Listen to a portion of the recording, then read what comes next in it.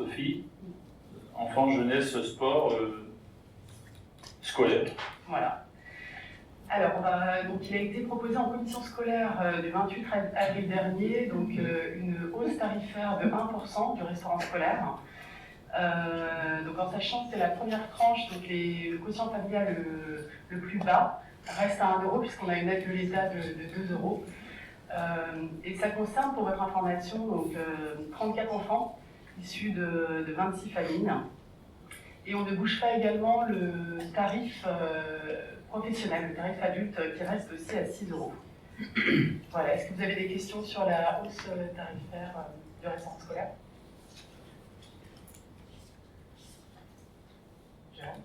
Non, mais on aurait dû arrondir. On aurait dû arrondir les prix, parce que c'est vrai, quand on voit 2,02 €, 2,93 €. C'est 1%. Ouais. Ouais. Ok. Je vous propose la délibération suivante. Le Conseil municipal décide d'augmenter de 20% les tarifs de la restauration scolaire 2021-2022 à compter de la deuxième tranche du quotient familial et de ne pas augmenter les tarifs adultes. D'appliquer les tarifs suivants pour la restauration scolaire municipale à compter du 1er septembre 2021. Je précise que le tarif 2020-2021 n'avait pas été augmenté. Donc c'est-à-dire que là, ça fait donc, deux ans, une augmentation de 1% sur 2 ans. Je précise, parce que ça va pas dire. Je mets aux voix qui s'abstient, qui est une abstention, qui est contre. Je vous en remercie. Règlement scolaire municipal. Alors là, c'est une demande du Trésor public. Donc le pôle scolaire ne doit plus accepter les règlements en liquide ou par chèque de la part des familles. Donc ça, c'est dû à un nouveau logiciel en fait qui a été mis en place au Trésor public. Donc pour les règlements en liquide, les familles doivent se rendre au BAFUS. Et pour les chèques, elles doivent les transmettre directement au Trésor public.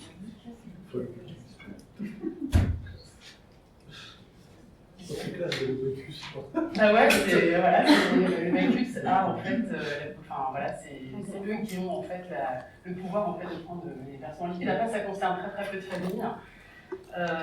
Et il faut savoir que ça s'applique en fait cette nouvelle directive à tous les restaurants scolaires municipaux. Est-ce que vous avez des questions là-dessus? Ça fait pas beaucoup de règlements.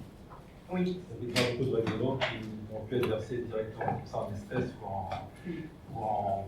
en chèque. Voilà. Parce que le Trésor public ne recevra plus ces moyens de paiement. Et qu'est-ce qu'ils acceptent alors? Les virements. Les virements. Les choses comme ça. Et en fait, tout ce qui sera espèce ou devra passer, bon, c'est passé à la poisson semaine, mais c'est pas que ça, devra passer aussi par ces structures un petit peu pour le tabac, juste comme ça, qui pourront encaisser pour le compte de tout. Sinon, c'est clair. Voilà. Donc je vous propose la délibération suivante. Le Conseil municipal, après avoir délibéré, décide d'approuver le règlement intérieur du restaurant scolaire municipal du groupe scolaire Paul et Loire, joint à la présente délibération avec les modifications mentionnées ci-dessus.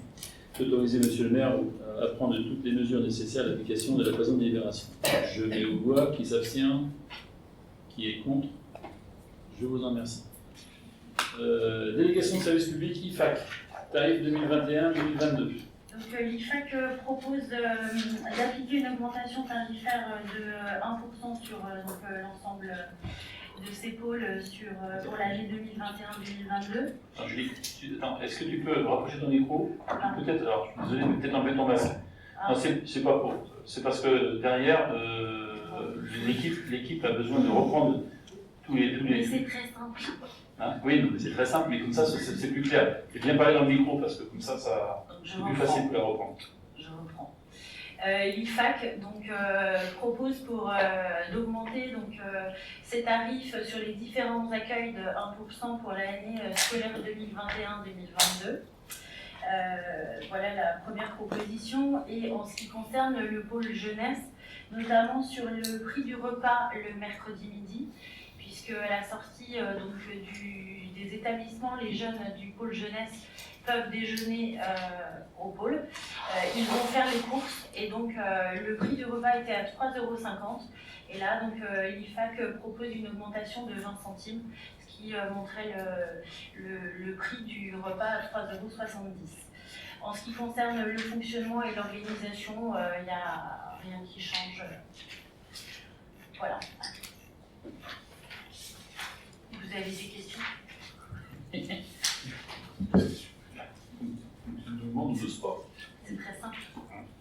Il n'y a pas d'observation particulière sur ces tarifs. De toute façon, bon, on rappelle quand même que par rapport à l'IFAC, on est dans une année transitoire, puisqu'on est dans ce qu'on appelle une année de renouvellement de délégation de services publics. Donc voilà, on est dans une continuité cette année. Je dirais que c'est pas. Ils continuent à travailler, certes, mais la création ne doit pas être à l'heure du jour. On est dans une neutralité par rapport effectivement à l'appel d'offres qui a été relancé, sur laquelle ce qu'on appelle la commission d'appel d'offres est en train de travailler. Voilà. Donc, je vous propose la délibération suivante. Le conseil municipal, après avoir délibéré, décide d'adopter une nouvelle grille tarifaire pour une augmentation de 1% par rapport aux tarifs pratiqués en 2020-2021. De dire que les nouveaux tarifs joints à la présente délibération seront applicables à compter du 1er septembre 2021 pour la délégation de services publics précités de gestion des activités socio-éducatives à destination des enfants usagers et l'ensemble de l'accueil de Valette Animation IFAC. D'autoriser M. le maire à accomplir toutes les actes nécessaires à l'exécution de la présente délibération. Je mets aux voix. Qui s'abstient? Qui est contre? Vote d'unité. Je vous en remercie. Ouais, du coup. Oui. Je ne sais pas si c'est trop tard, mais est-ce que c'est possible de ça? Pourquoi tu t'es abstenu, Michael, tout à l'heure? Aucun problème, sinon. C'est par rapport à quoi? Oui, la délibération d'avant, mais c'est pas grave, c'est qu'en fait, je me suis toujours abstenu. Puisque, en fait, je suis absolument contre le fait de mettre le coefficient familial sur la cantine de l'école publique. Je trouve qu'un enfant qui mange, il mange, et étant donné qu'il n'y a aucun équilibre, il n'y a aucun niveau qui équilibre le menu, je me suis toujours abstenu sur le vote de ces tarifs. Okay. Merci d'avoir répondu. L'IFAC, validation du règlement intérieur et différents accueils, mis en place par Valette Animation IFAC. Voilà, donc des modifications au règlement intérieur nous ont été proposées par l'IFAC. Ces modifications ont uniquement comme objectif d'apporter des précisions et de reformuler certaines informations à destination des familles et à apporter une harmonisation des contenus au sein des différentes structures. La diffusion aux familles sera réalisée lors des renouvellements des inscriptions courant mai-juin, et rentreront en vigueur dès la rentrée de septembre. Il vous est proposé de valider les modifications de ces règlements intérieurs du pôle jeunesse, du pôle enfance et du multi-accueil. Les points de modification, c'est l'harmonisation de certaines parties du règlement intérieur des différentes structures, notamment sur les modalités de facturation, c'est-à-dire une facturation qui intervient le 15 du mois suivant du mois écoulé, avec la régularité des relances en cas de non-paiement et la possibilité, s'il y a des difficultés de paiement pour les familles, ils savent quelle conduite tenir. Il y a également l'ajout d'une clause au sujet de la rupture du contrat en cours d'année dans le règlement, notamment du multi-accueil. La demande également aux familles dans le règlement intérieur du pôle enfance et du multi-accueil de fournir obligatoirement les attestations MDPH et PAI. Voilà. L'ajout également pour le multi-accueil et le pôle enfance de la responsabilité médicale, notamment en cas de Covid et des règles d'isolement à respecter. L'ajout également pour le règlement intérieur de l'enfance, qui là s'apparente plus à ce qui existe au niveau du multi-accueil, sur le fait que le parent signe et certifie qu'il a bien pris connaissance du règlement, et cette signature sera remise au responsable du service. Et pour terminer, un rajout sur les modalités d'accueil et de départ des enfants, c'est-à-dire dans le hall ou via un sas en fonction des structures. Voilà, est-ce que vous avez des questions particulières? Merci.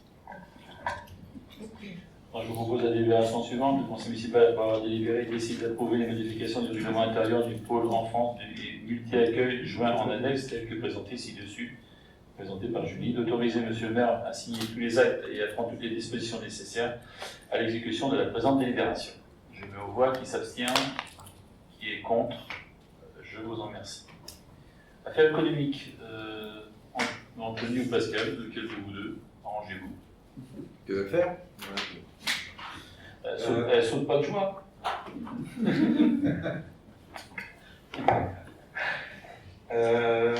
Bon, quelque chose de récurrent en fait, qui nous vient tous les 3 ans. En fait, on a 2 commerçants qui nous ont fait la demande d'une dérogation de la règle du repos dominical. 2 commerçants qui sont situés dans le périmètre du marché. Donc c'est l'enseigne Guérin Michino qui représente Eram et la maison de Carla qui est représentée par Madame Herriot Dominique.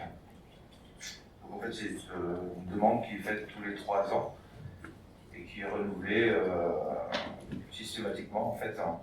Donc ça, on englobe en même temps donc l'ensemble des commerçants dans le périmètre du marché. Donc le périmètre du marché, c'est-à-dire que ça part de la rue d'Anjou, rue des Forces, place Charles de Gaulle, rue François Lénaud, rue des Bateaux et boulevard Pusterre. Donc c'est ce qui correspond à la zone qui est fermée à la circulation en fait, pour le marché. Cette dérogation est liée au fait que c'est du personnel qui est C'est employé. du personnel, oui, voilà. C'est des employés personnels qui font travailler le dimanche. Voilà. Donc c'est pour ça que c'est une dérogation. Pour que le préfet puisse prendre sa décision, il faut l'avis du conseil municipal. C'est ça, ouais. Avez-vous des questions sur le sujet? Ça, c'est assez récurrent, hein. Je sais que bon, des fois ça peut faire débat sur certaines idées, ça peut faire débat. Maintenant, on n'a pas le choix de le prendre, mais dans tous les cas de figure, c'est triste à dire, mais si on n'accepte pas, les commerçants s'exposent à des risques effectivement par rapport à ça. Certains ne pourront même pas ouvrir, parce qu'en fait ils travaillent avec plusieurs employés le dimanche. Je vous propose la délibération suivante. On a des questions, pardon, non. Le conseil municipal, après avoir délibéré, décide d'émettre un avis favorable à l'octroi de la dérogation à la règle du repos dominical jusqu'à 13h, valable durant 3 ans pour tous les dimanches à partir du 6 juin 2021, des commerces non alimentaires compris dans le périmètre du marché dominical à Valette, sous réserve de la délivrance de l'autorisation par la direction départementale de l'emploi, du travail et des solidarités, de fixer le périmètre du marché de Valette de la manière suivante: place Charles de Gaulle, rue d'Anjou, rue de Bazauges, rue des Forges, rue François Lénaud, rue Ribateau et boulevard Pusterre. Je mets aux voix. Qui s'abstient? 3 abstentions. Qui est contre? Je vous en remercie. Je suis un petit peu surpris de l'abstention, parce que ce sont des commerçants du marché. C'est-à-dire que si eux sont fermés, les autres ne devraient pas être acceptés sur le marché. Je ne comprends pas. Vous allez au marché, je suppose, le dimanche. Moi personnellement, j'y vais pas très souvent. Jamais, donc si tu y vas, c'est que tu cautionnes ceux qui travaillent le dimanche, je suppose. Ça me surprend, je suis un peu étonné quand même, parce que... non, mais effectivement, justement, on est... je vais parler à un moment, mais le travail le dimanche, je suis plutôt contre à la base. Quand on avait voté pour l'Acheto, j'avais voté contre. Et là, effectivement, je suis plus embêté par rapport à ma position, parce qu'il y a l'histoire du marché, et c'est pour ça que je choisis de m'abstenir. J'ai pas réussi à trancher si c'était une bonne chose. Donc ça, je crois que si on n'est pas d'accord pour la ou s'abstient, on ne doit pas aller au marché, ça me paraît évident. C'est-à-dire qu'on ne cautionne pas ce genre de principe. Je ne sais pas ce que vous en pensez, moi ça me surprend. Enfin, je suis un petit peu, ça m'inquiète de cette position. Je peux comprendre l'histoire du dimanche, je peux comprendre les choses comme ça, je peux l'admettre. Mais pour le marché du dimanche, ces gens-là, ils ne pourront pas ouvrir. C'est clair, sur notre compte, si on s'abstient. D'autant l'importance du commerce le dimanche, puisque quand on discute avec les commerçants, ça représente au moins 25% de leur chiffre d'affaires. Donc pour eux, c'est essentiel.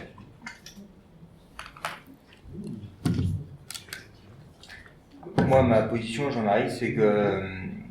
Alors après, voilà, c'est pas des commerces essentiels, comme disait Simon, c'est vrai qu'il y a le marché. Voilà, pour moi, donné que c'est pas un commerce essentiel, pour acheter une paire de chaussures, j'ai du lundi au samedi pour y aller. Voilà, donc je me dis que voilà...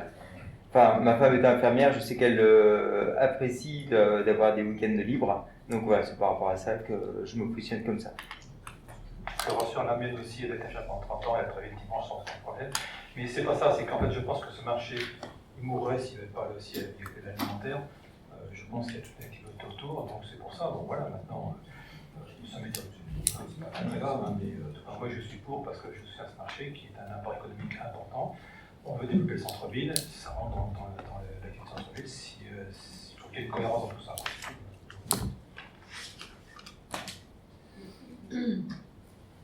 Dossier suivant, personnel communal. Oui. Oui, simplement. Oui, donc la loi de transformation de la fonction publique de 6 août 2019 a abrogé le fondement des principes de maintien de régime dérogatoire à l'horaire normal, 35 heures par semaine de la fonction publique. Alors vous avez des comptes, c'est pas marqué ici, sur le papier, vous avez des comptes qui montrent effectivement le temps de travail de la fonction publique est de 807 heures, qui correspond effectivement à 228 jours sur la base de 5 jours par semaine, moins 25 jours de vacances et moins 8 jours fériés en moyenne. À ça, il faut enlever les 7, il faut ajouter à ça les 7 heures. Les 7 heures, c'est 1600 heures. Ajouter à ça 7 heures de journée de solidarité. Donc le temps de travail normal, c'est 1107 heures. C'est-à-dire qu'à la ville de Valette, le temps de travail était de 1600 heures. Et donc 7 heures de moins que le temps légal. Et 7 heures de moins concernaient uniquement les jours de veille de fête. C'est un accord qui a été donné il y a très très longtemps.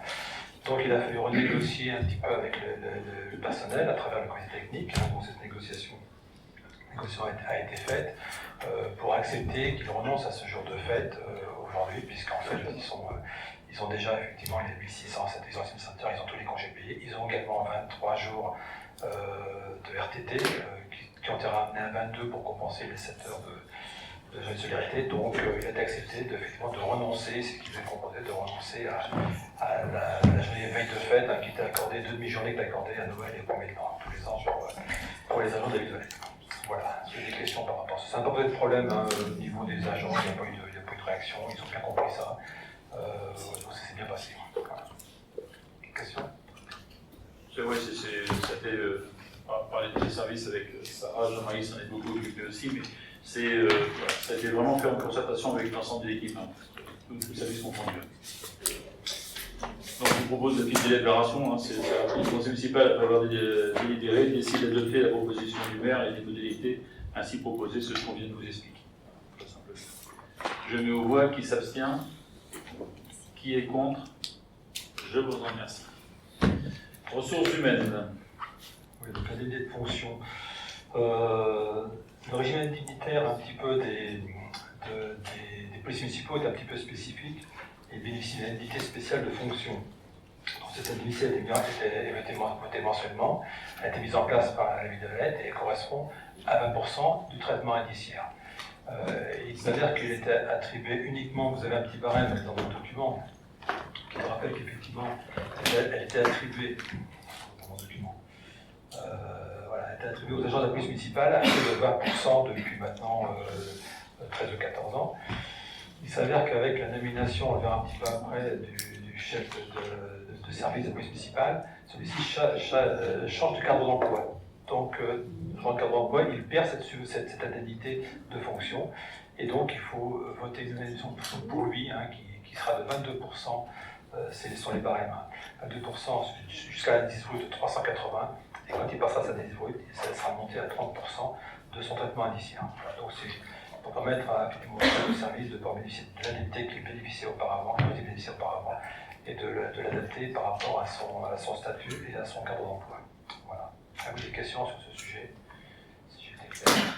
Juste pour préciser que vous avez tous connu Bruno Lemaine, qui a été le fondateur du service de la police municipale à Valette, qui est parti en retraite, et le choix que nous avons fait, c'était effectivement de nommer, pour le citer, Sylvain au statut de responsable du service, et c'est justement lui qui est concerné. Donc c'est une nomination interne que l'on a fait pour pouvoir prendre le relais de celui qui a été son chef pendant de longues années, et puis qui a été aussi son formateur, parce que Bruno était quelqu'un qui a été un grand serviteur de la ville de Valette et qui a été un grand serviteur du service ressources, service de la police municipale.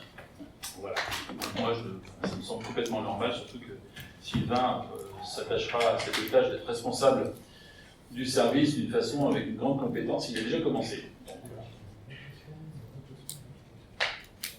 Je vous propose la délibération suivante. Le conseil municipal, après avoir délibéré, décide d'étendre le versement de cette indemnité au chef de service de la police municipale, de fixer cette indemnité au taux maximum autorisé suivant l'indice détenu, soit 22%, jusqu'à l'indice brut 380 de 30% au-delà, et de charger le maire d'en attribuer le montant individuel. Je mets aux voix. Qui s'abstient? Qui est contre? Je vous remercie pour lui. Modification de tableau d'effectifs, création de postes. Oui, donc 4 créations de postes, 3 créations de postes dans la filière technique. Donc un poste d'adjoint technique principal première classe à temps complet, un poste d'adjoint technique principal deuxième classe à temps non complet 35e, et idem 25-35e. Donc ce sont 3 avancements de grade pour ces filières techniques. Et une nomination sur les concours de filière police, vous avez fini qui c'est, c'est donc un chef de poste de service de police municipale. On crée ces postes-là, pour que ces personnes puissent être affectées, après on supprimera leurs anciens postes, tout simplement. Voilà. Alors, pour juste faire le complément de ce que vient de vous présenter Jean-Marie, dans votre cahier, vous avez dû recevoir le tableau des effectifs et on s'est rendu compte qu'il y a une petite erreur, puisqu'on vient de parler de notre responsable du service police municipale et son titre n'est pas bien mentionné dans le dossier filière police municipale. Donc on vous renverra un tableau officiel qui sera avec la bonne correction, parce que là on a la libération, il n'y a pas de souci, mais par contre quand on fait le récapitulatif, Sylvain n'apparaît pas. Donc on vous l'adressera, comme ça il n'y aura pas d'ambiguïté par rapport à ça. On s'en est rendu compte qu'il y a 1 heure à peu près, et voilà, c'était difficile de pouvoir y corriger d'ici là. Donc je vous propose la délibération suivante. Le conseil municipal, après avoir délibéré, décide de créer 4 postes au tableau des effectifs du personnel de la commune de Valette à compter de ce jour. Un poste d'adjoint technique principal première classe à temps complet. Un poste d'adjoint technique principal deuxième classe à temps non complet 35e. Un poste d'adjoint technique principal deuxième classe à temps non complet 25-35e. Dans la filière police municipale, un poste de chef de service de la police municipale à temps complet. De modifier en conséquence le tableau des effectifs du personnel de la commune de Valette comme suit à compter de ce jour. Ça, c'est la délibération, et le tableau, on vous le fera passer rapidement, comme ça vous l'aurez à jour incessamment. Je mets aux voix. Qui est contre cette délibération? Qui s'abstient? Je vous remercie. Alors, qu'est-ce qu'il nous reste? Si tu veux. Oui, donc prévention, donc c'est une convention signée avec le centre de gestion 44 concernant une mission d'inspection hygiène et sécurité au travail. Donc c'est une convention qu'on a déjà signée par le passé, qu'on doit revoir pour des questions de montant de coût. C'est une mission qui est destinée à une obligation effectivement de faire un certain nombre d'actions en matière de gestion. Je ne vais pas tout vous lire parce qu'il y a quand même pas mal de points, mais c'est tout ce qui est l'inspection, le contrôle, dans le cadre d'hygiène et de la sécurité du travail. Voilà, donc on avait voté ça il y a 1 an. Ce qui change, ce sont les coûts qui ont évolué, puisqu'en fait, on a une décomposition de l'indemnissement annuel qui sera de 1 260 €, qui correspond effectivement à un euro de cadrage pour 210 €, un autre titre de localisation pour 420 €, une rédaction d'un rapport qui était au départ gratuit, qui maintenant est payant pour 420 €, et un autre atteste pour 210 €. Voilà, donc c'est le changement. En 2022, ça sera moins élevé parce qu'ils vont supprimer une partie de la taxation, parce que l'audit initial ne sera plus mis en place puisqu'il sera fait une fois pour toutes. Voilà. Donc tout ça, c'est fait pour s'assurer du bon fonctionnement de la collectivité auprès des agents dans le domaine de l'hygiène et de la sécurité. Des questions? Je vous propose la délibération suivante. Le conseil municipal, après avoir délibéré, décide d'adhérer au service de prévention des risques professionnels du CDG 44 pour les missions d'inspection en matière d'hygiène et de sécurité, d'autoriser M. le maire à signer la convention correspondante. Je vais vous voir. Qui s'abstient? Qui est contre? Je vous en remercie. Conseil des sages. Alors, je vais prendre le relais de Jean-Marie, parce que généralement c'est lui qui les suit avec en l'occurrence avec délicatesse. Ce conseil municipal des sages existait au mandat précédent. Malheureusement, le Covid a fait qu'il y a eu une forte interruption. Il n'a pas fait de ravage dedans. Non. Certains ont souhaité le quitter, d'autres sont restés. Voilà.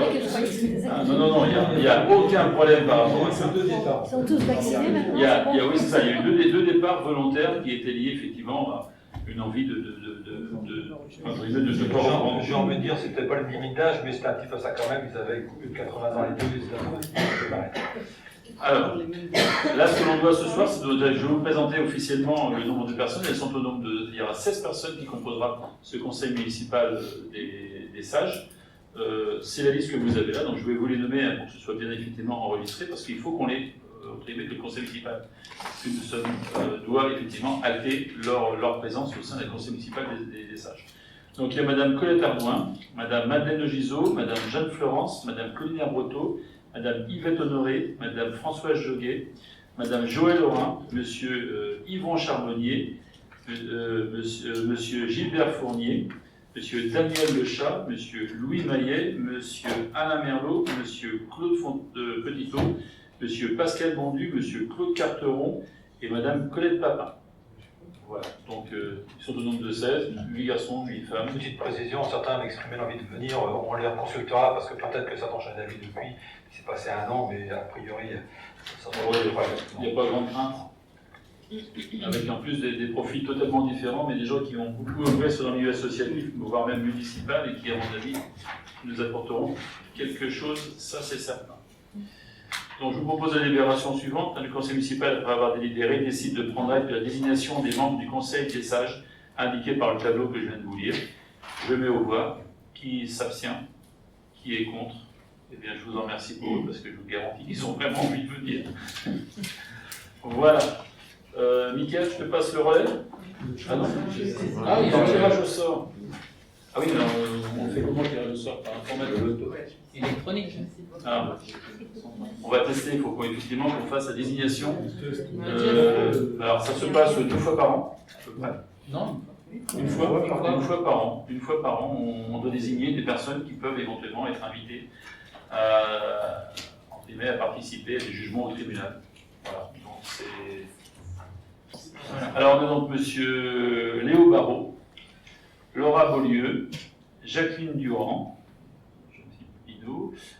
Steven Frechet, Ségolène Gabory, Béatrice Ganichot, Colette Papin, vous être content, Marie-Christine Hirzan, Marie-Thérèse Jaunet, Marie-Thérèse Lambert, Mégane Le Parlouer, Raphaël Lino, Virginie Lucas, Françoise Martin, Isabelle Meuch, Nicolas Mongodin Rami, Lucie Pavageau, Sébastien Petitot, Magali Potier, Estelle Sauvion et Chloé Touliou. Ce qui est marrant, c'est quand on dit A, c'est qu'on connaît. Voilà. Ok, ça a fonctionné. Donc voilà les personnes qu'on va présenter au tribunal. Alors après, ce qui ne veut pas dire pour autant qu'elles seront retenues. Là, c'est toutes les collectivités qui sont amenées à faire la même chose. Voilà. Mickaël, tu as des petits mots à dire? Oui, quand même, ça redémarre un petit peu au niveau des manifestations. Donc déjà pour chaque conseil municipal le 1er juillet à 19h. Juste une petite chose avant de partir, parce que la dernière fois on a été obligé de courir un petit peu après tout le monde, enfin surtout Sarah. Donc il y a des documents à signer avant la fin du conseil, donc ne partez pas sans vous être assuré d'avoir signé tous les documents. Merci. Les élections départementales et régionales, donc dimanche 20 et 27 juin.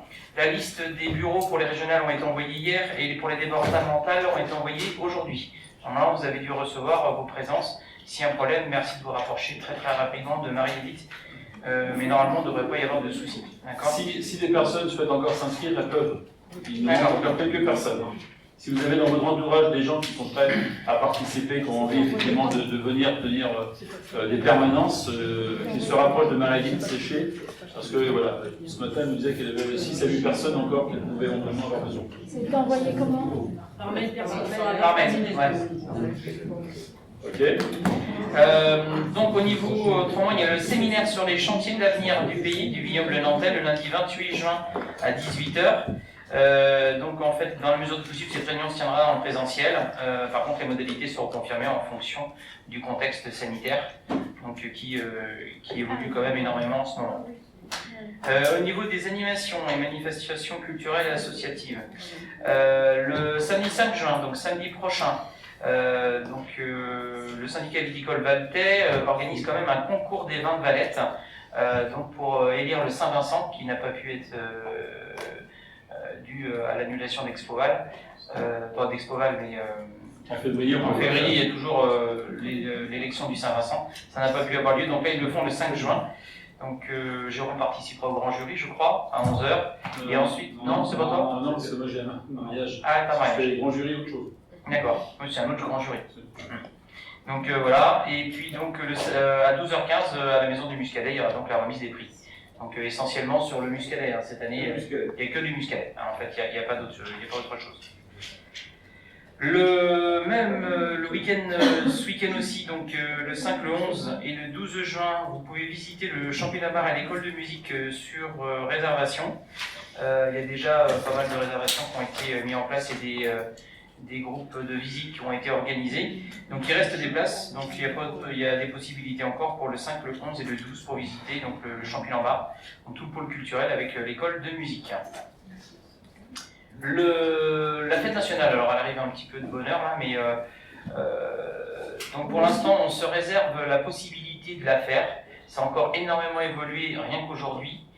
Aujourd'hui l'État, après avoir rencontré tous les syndicats de spectacles pyrotechniques, ont décidé de lever les jauges pour le 13 et le 14 juillet et de lever le pass sanitaire, parce que normalement il devait y avoir des jauges de mise en place avec un comptage de personnes et donc le pass sanitaire. Donc les jauges, le comptage et le pass sanitaire a été donc levé aujourd'hui. Donc il y a encore une évolution possible, sachant qu'il faudra pour l'instant garder le masque et la distanciation sociale. La distanciation étant assez compliquée quand même sur un feu d'artifice quand tout le monde se regroupe auprès des barrières.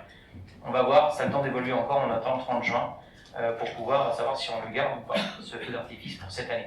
Sachant que le bal, c'est totalement impossible, on ne le fera pas, puisqu'il faut 4 mètres carrés par personne, donc il faut faire des carrés de 4 mètres, enfin 2 par 2, et que les gens ne bougent pas de l'intérieur de ce carré-là. Donc ça c'est, le bal il est... Pas de contact. Voilà. Bah aussi en couple, il n'y a pas de problème, mais il faudra les vérifier aussi. Donc c'est compliqué, on n'a pas assez d'agents municipaux au niveau de la police. Tu peux le faire? Oui, bien sûr, bah, tu viendras avec moi. Donc voilà, et puis bien sûr les bars, c'est pareil, les bars pour l'instant c'est consommation assise, donc là c'est complètement impossible aussi puisqu'on sait qu'on peut drainer entre 2 et 3 000 personnes, on n'arrivera pas à mettre 2 à 3 000 chaises et puis à respecter un nombre de 6 à 10 personnes par table, donc c'est pas possible. Le samedi 12 juin, belle journée sur Valette avec Expoval, son animation. Donc une animation qu'ils ont créée pour un petit peu se remettre dans l'ambiance et de se retrouver pour organiser quelque chose. Donc c'est un marché de producteurs et des artisans créateurs. Donc ce sera au Champignon-Bar sur le PK2, le parking 2, hein, donc qui sera ouvert pour cette animation. Donc je vous invite à aller les voir, ça sera de 16h jusqu'à 22h. Il y aura une partie nocturne, d'accord?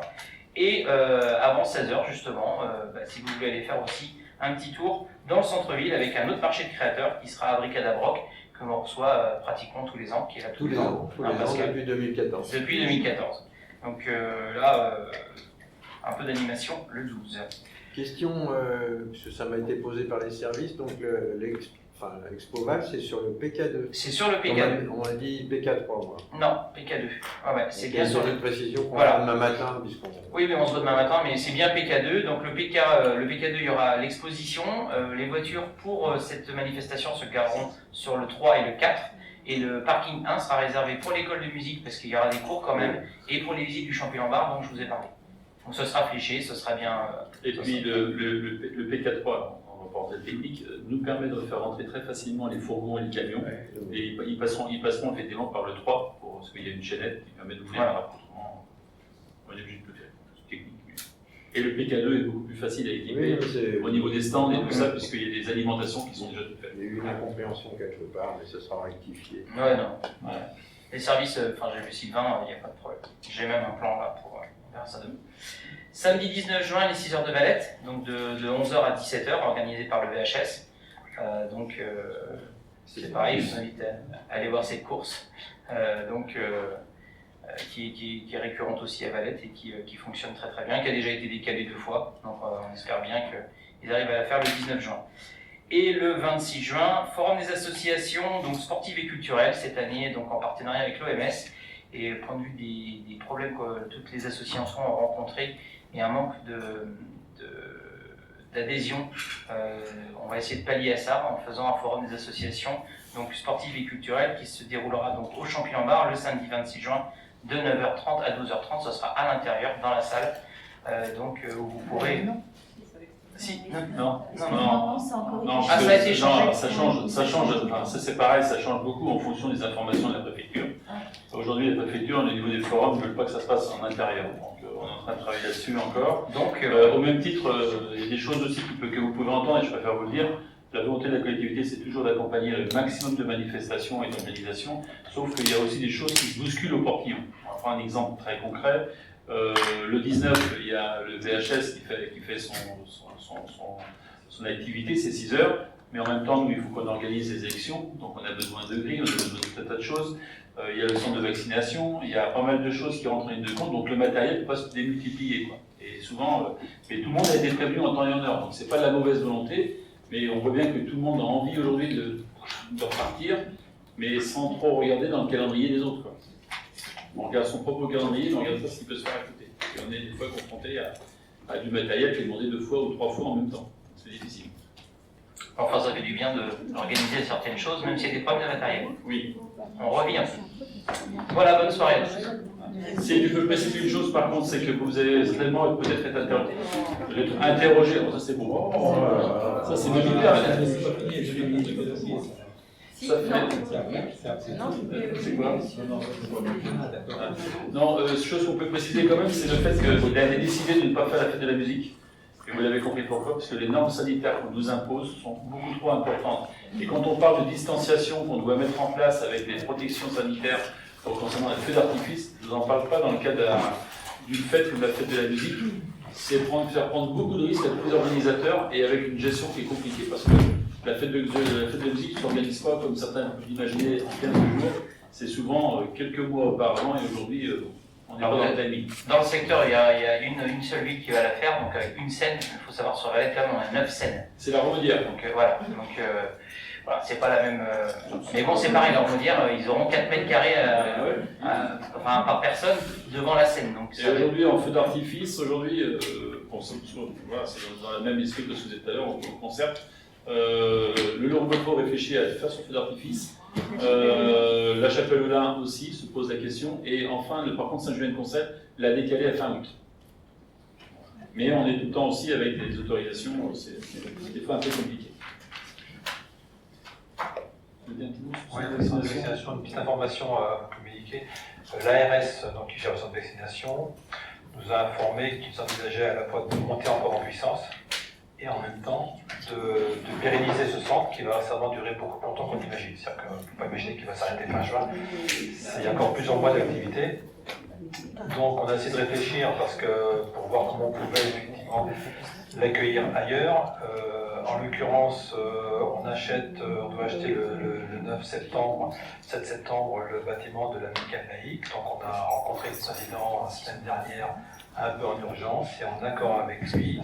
On a signé une convention de mise à disposition de l'Amicale laïque à titre gratuit à partir d'aujourd'hui pour transférer son vaccination à l'Amicale laïque. Parce qu'on peut imaginer que ça durera encore pas mal de mois. Parce que je pense que quand on aura fini la première couche de vaccination, je l'ai promis que de vacciner en janvier-février vont peut-être repasser une seconde série, donc à mon avis ça va durer très longtemps je pense.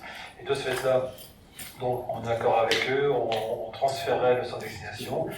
Et pour être efficace du fait du contexte des élections qui vont arriver, on pourrait transférer ça le week-end du 19, c'est-à-dire en fait déménager le 19, le soir et 19, le 18 plutôt, le centre, et il pourrait démarrer le lundi 21 juin à l'Amicale laïque, là-bas au Doris, dans le nouveau local. Voilà. Ça ne va pas être simple, il y a un peu de boulot à faire d'ici là, on a des problèmes à régler, il y a un peu technique, mais globalement, je pense que ça va se faire et ce sera bien, parce qu'on pourra en plus récupérer nos salles Barcelone et Atlanta, qui pourront retrouver leur vocation sportive et culturelle s'il y a accès, parce que pour l'instant elles ne sont pas encore autorisées à être ouvertes. on fait ça dans les prochains jours, on se voit lundi pour mettre ça au point avec tous les services, tout un petit peu de travail, mais c'est une bonne chose en plus pour tout le monde, ça va libérer le mouvement ici. Voilà. Il y a un bon travail de fléchage en mettant. Alors bien sûr, impérativement, parce que ceux qui vont venir pour le second vaccin, ils vont venir tête baissée, boulevard du terrain, et on leur dira c'est plus là, c'est ailleurs. Donc on va flécher, on va commander des papiers partout pour flécher, pour l'envoyer vraiment vers les nourrices. Informer les gens, parce que l'hôtelier n'informe pas du lieu. L'hôtelier est contente de rappeler le rendez-vous, n'informe pas du lieu. Mais c'est bien, parce que comme ça on n'aura pas à regérer 2 week-ends de suite le déménagement pour les élections. Voilà, donc, et après ça restera là-bas le temps qu'il faudra. On ne sait pas, on n'en sait rien, l'avenir nous dira, parce que ça restera le temps qu'il faudra pour que ça fonctionne. Voilà. Aujourd'hui, ils sont quand même à 2800 vaccins par semaine à peu près. Donc c'est quand même pas rien. Quoi. Donc, voilà. Ce qui est impressionnant, c'est d'où viennent les gens, parce qu'on voit de partout. Dernier en date vient du golfe du Morbihan pour venir se faire vacciner ici, donc ça vient de partout. C'est une belle chose. Voilà. Ça peut être ça. Voilà. Le conseil est terminé, donc prochain rendez-vous le 1er juillet 2021, autour de cette table ici. Donc bonne soirée à tous, et puis bon week-end pour ceux qui effectivement ont des activités.